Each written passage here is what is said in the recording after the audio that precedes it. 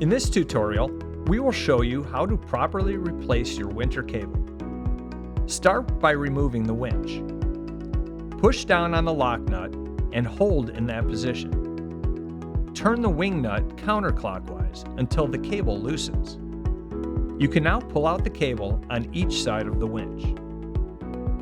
Carefully remove your winter cover from the pool. You are now ready to remove the old cable. Slowly pull out the old cable from each grommet. Once complete, you are ready to install the new cable.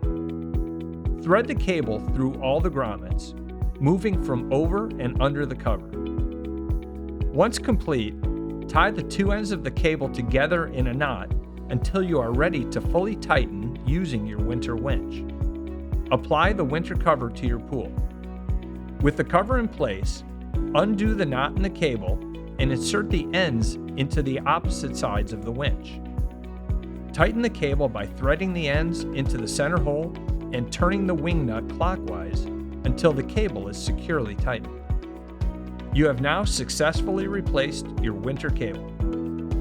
If you have any questions, please contact your local Great Escape team. We're always happy to help.